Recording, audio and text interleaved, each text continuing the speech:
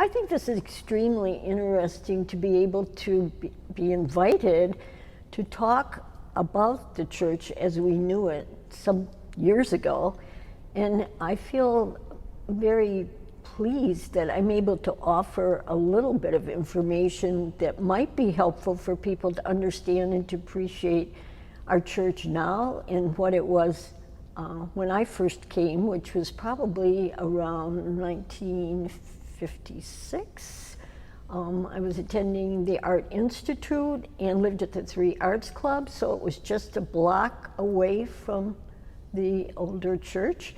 And it was wonderful to be able to be active in the church at that time because it was so close to where I was living. Even though I was very young at that time, I was able to be active in the church through Sunday school and Gamma Delta, which both of them were extremely active. We had a huge Sunday school at that time.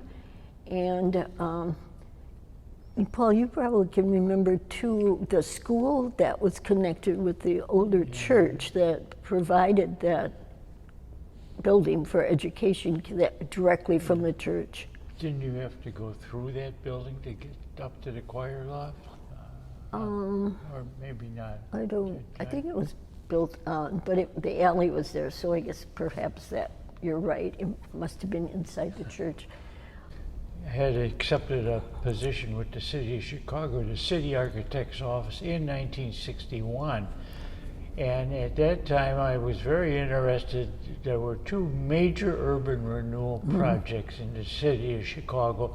One was in Hyde Park around the University of Chicago, and the other one was, of course, between Division, North Avenue, Clark Street, and LaSalle Street. And this area, everything in this area was demolished except for the Germania Club, the Red Star Inn, one apartment building in the adjacent corner by LaSalle and Division, and First St. Paul's. Everything else was demolished, and I, of course, very interested in this urban renewal project.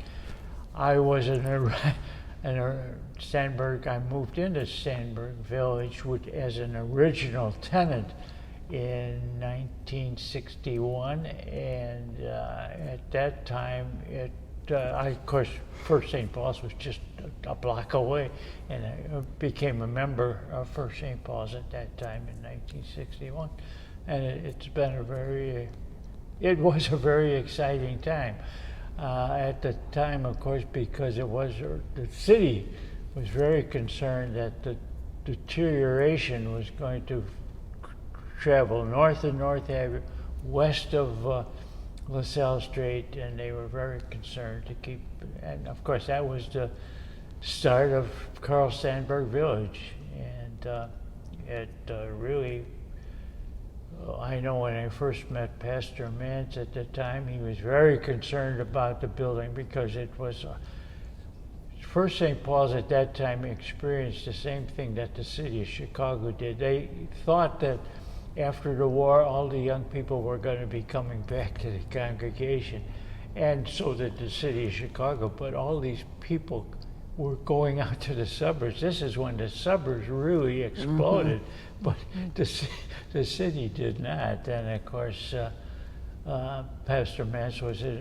realized that the building, although a very handsome old building, needed tremendous amount of rejuvenation, and we knew it was going to be very costly.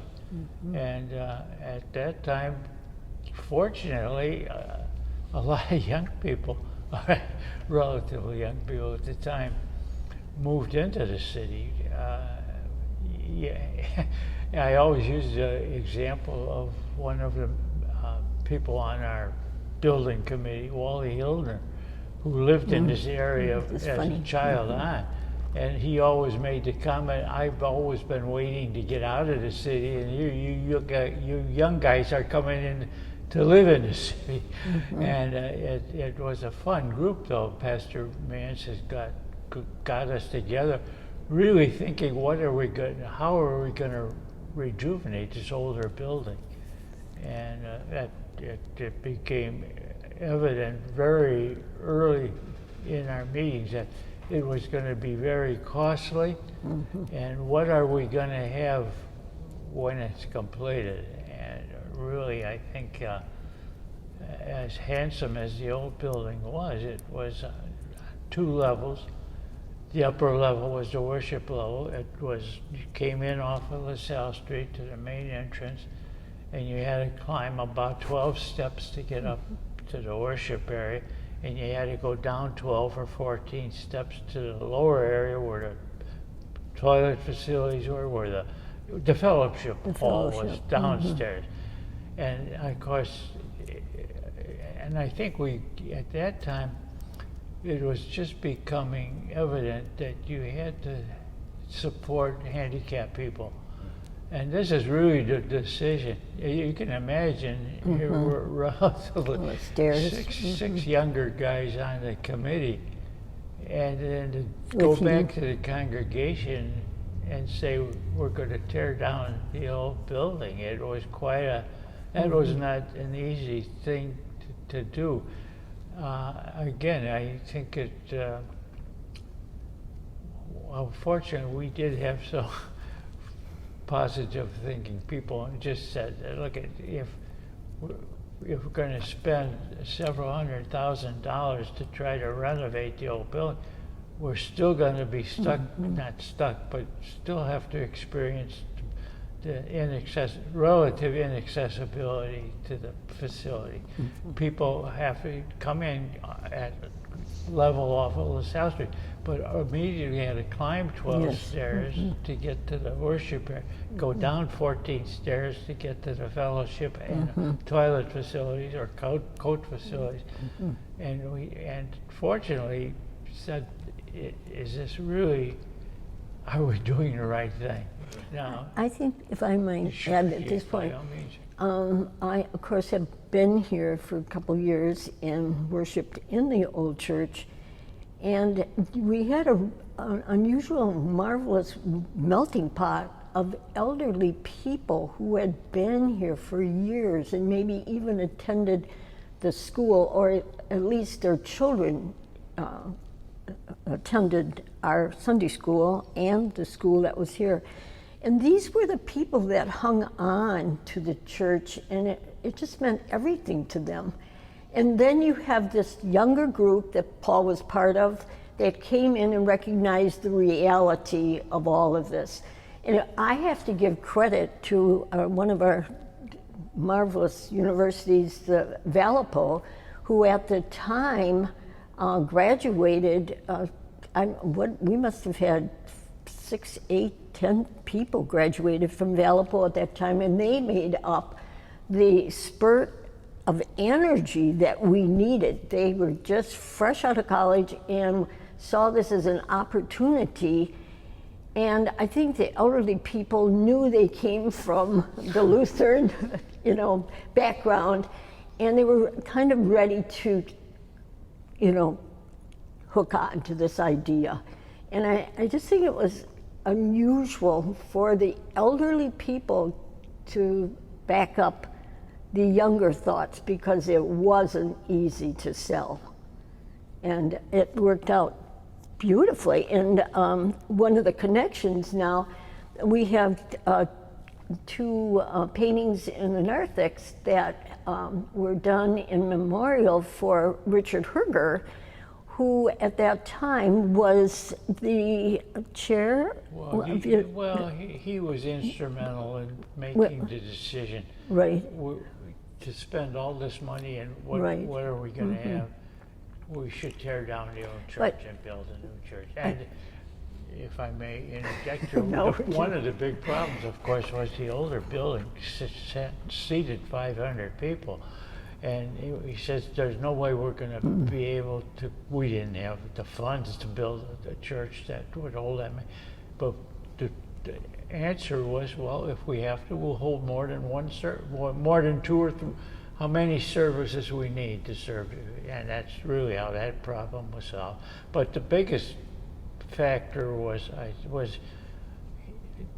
to alleviate the handicap problem. I mean, everything is, as you know, on one floor, made it easy for people to. I think that was a big influence on the hardwood. architect too, you know, making everything accessible. We're one of the few churches in our area today that has not had to go through major construction to revitalize the area. Well, I think that was really the major selling point. For the tearing older down the people, old yeah. building and building a new building. You know. But thanks to Richard for really saying, we got it, this is ridiculous to try to put all this Right. money in there, and what do we have when we're finished? And so it was, I'm going to go back for just a minute to the old church because, however we look at it with the various, not negatives, but issues, that we had a really wonderful women's group who kept the, you know, huge dinners going on special holidays, and the men at the church at that time, I think it was everywhere, where women sort of had their spot in the church and the men kind of had their spot. And they did it very well, but when I think back of how everything was organized for duties in the church, it was just so different from today and how we do it. And one other thing that I thought was very important with this Sunday school that we had via Gamma Delta and Walther League was that we were right next to these homes on LaSalle Street. What do you call the? They're in a row. The row houses. They. You know, the families lived there. In one row house, maybe 3 different families were there, and those were all torn down. But we would come to church early Sunday morning, and we had names of people in some of the homes that said, yes, you can come to our house in our apartment, and you may pick up our children and take them to your Sunday school. And so I did that with Mary Ann Cresson, whose husband, Bob Cresson, designed the logo that we use to this day, the circle with the cross. And we would go over there, and sometimes the parents would have the children ready for us, and sometimes they didn't, but they would have the clothes. I never forgot this. I never told my parents either. The clothing was out, and it was always clean, and we dressed the children and then took them back to church. But I mean, you could never do that today. That would never be expected of you, and you'd probably, well, I don't want to use the word sued, but you just would not be allowed to go in like that. But we had a huge Sunday school, and we also had huge baptisms several times a year. And we had a very wonderful, diverse group of children and baptisms of people older and younger. So I was always very taken back by that and being part of it. I think it was one of my cherished thoughts of the old church. related to what you were saying about the older ladies who gave some terrific dinners downstairs. It was a very important function. And I always was amused when we were, of course, talking to the architect. For this church. We're limited for the budget and everything.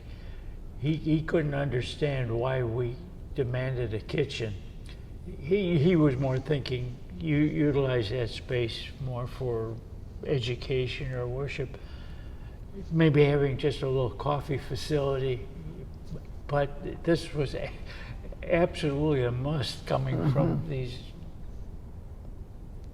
the ladies who were running. They wanted a kitchen. It was such an important event, and fortunately that's why we have the kitchen that we do have. We weren't envisioning our community meals program at that time, but it certainly helped to provide that and having. But I know it surprised the architect that we wanted that large of a kitchen, and fortunately we did provide it. So when we made the decision to build a new church, we knew it had to be substantial, because here you had the existing building sitting here as a Lutheran congregation since 1910. We had to have a substantial building. And we talked to several of the architects in the city, Walter Nitsch from Skidmore, Owings and Merrill, who just did St. Matthew's Church near the Cabrini area, Harry Weiss, who did the Christian Science Church downtown. When we did contact these people, but maybe because of our limited budget, they weren't interested. Fortunately, Ed Dart was relatively available. He had done some work, well, he did Augustana Lutheran in Hyde Park and several other smaller churches. And fortunately, he was available to do the church. He of course, really became a noted Chicago architect at that time. What was interesting for people who are interested, he was, at the same time he was designing first St. Paul's, he was doing the seminary at Lisle, Illinois for St. Procopius. And that's really a very handsome structure beautiful. too. Anybody who has the chance to get out to Lisle to see it, you'll think you're in First St. Paul's because the materials are very same, the common brick and that's very lots of details. Of course, it's about 10 times the size of First St. Paul's. But it was fortunate that we did get Ed Dart to design the church. Now, that was just one thing, but we really had a tough time with the city of Chicago, the bureaucracy involved, because we had Lou Hill, who was head of the urban renewal program, and very beholden to Arthur Rubroff, who was the impetus behind Sandburg Village. He was adamant that there be no outside parking to ruin his development. We did have the property just east of the church on the corner of Clark and Goethe, and we gave that up for Rubloff so he could get his approval that we could build a church. And then anyway, there was a lot of bureaucracy to get through before we could actually get started with the design of the church. But fortunately, we did get through it, and I think we met at the a lot of people were very well, they weren't into contemporary architecture at the time, of course, but fortunately, it all went well. I think people became very accustomed to it. To be everything on one level, for one thing. We were fortunate enough to have Professor Bunges from Concordia to design an organ. One of the problems with, I know, again, Wally said, we'll get an electronic organ. We can't afford it. Really? But fortunately, people said, oh no, we're going to have, and we had access to Professor Bunges at Concordia to design our Schlicker organ, which I think is terrific for the size of it. And one thing else that he insisted on, Bunges was very, conscious of design and how it sounded and all, but he said never put any carpeting. Well, ever. He was so adamant. Yeah, they both did. You don't. That's the last thing you want. But they heard it. Not from only them. for acoustics, but just for upkeep. Right. Because at that time it was very popular to have big red carpets down at churches and everything. So, and the materials, it was interested that what Dart really wanted to see in all of his churches, something very close to worship and. Well, I know talking to Ed Dart, which was interesting. He says, he says Jesus was he worked in his father's carpenter. He was a carpenter. He didn't have velvet robes on that you see in some. He had carpenter's hands and natural materials. And he said, that's how I envisioned Jesus. not, so, you know, and he just felt the natural materials and everything would. Ed was Episcopalian. He did church, his own home church in Barrington, and which again, similar natural materials and the concept here at First St. Paul's was that he was a firm believer that the worship service should include the entire congregation, the clergy, the congregants, the choir.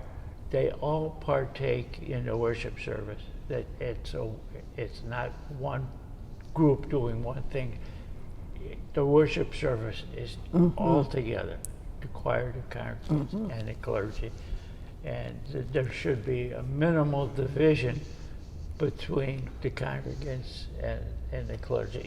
In contrast to, let's say, the old Gothic cathedrals where you had the clergy doing their thing and congregants sitting back watching it. Dart really wanted the entire congregation to be part of the worship service, and that's usually you will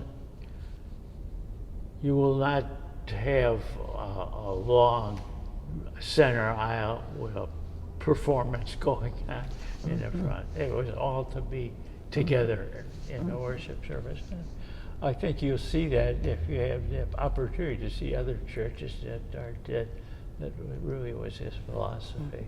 So I think it worked out very well. And we attended the YMCA on Chicago Avenue, was it? When the old church was down, and we had to find a place to worship while it was being built. This church. Yeah, it was. May we put in just a little plug for the closeness that we've always had with Concordia University. We drew from the talent of Concordia so often in our music. People, right to this day, we have members who are so active, and the professors and doctorates from Concordia. And it was almost like God sent that so many of us, I taught out there, and David Rogner and Steve Wente, of course, and it was, who else? Professor Beck, and the drama teacher came. This was early on now when these men played for the old church even. So Concordia has always been with us, and it's been, I think, very helpful through all kinds of ebb tide that the church goes through. I can't help but feel with all the new high-rise buildings going up in our community, if somehow we can reach these people. I mean, we're so convenient to all of them, and I think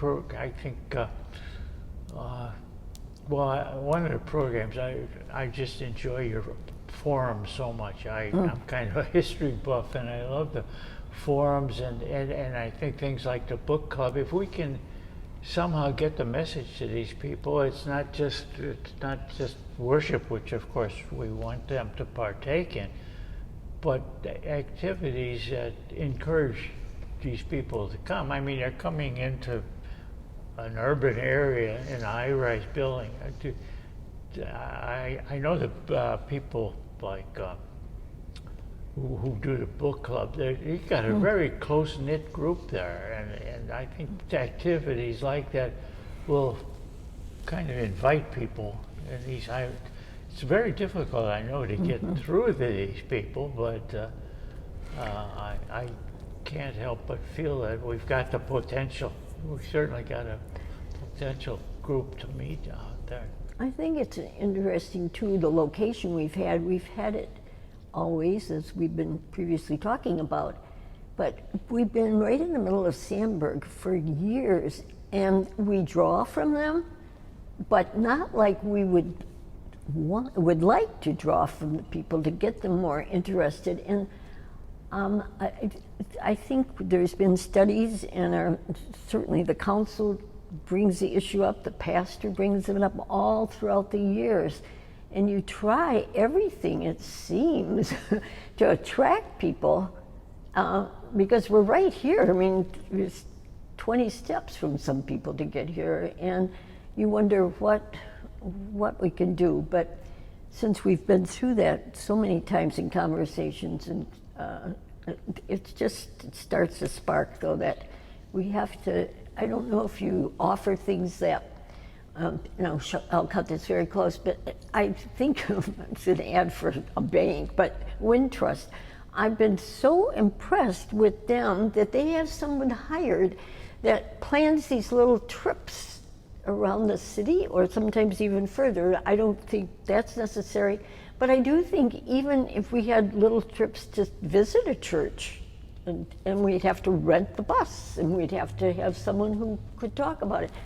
But maybe those kinds of things are of interest to someone in Sandburg, rather than wishing and hoping, and more than that, praying that they walk a half a block to come to view us and give us a chance. I love history-minded, but I just enjoy, let's say, the Art Institute, the Chicago Symphony, the Chicago Cubs, the Chicago. I was always, the opera. Growing up in Chicago, I knew all the sports teams.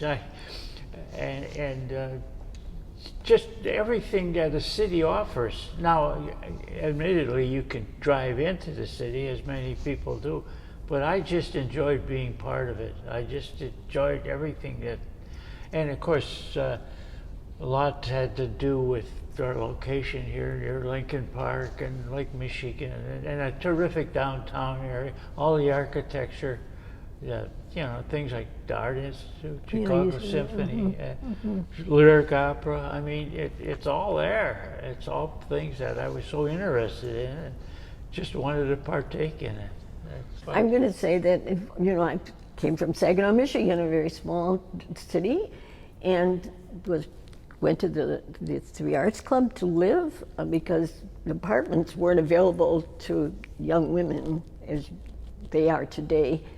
And so this Three Arts Club had a doorman, and they had hours, they had a house mother and whatever. But what's interesting to me is I went to the Art Institute in academics from the University of Chicago, and I was just so part of the city here that I couldn't really ever think of myself outside of the city.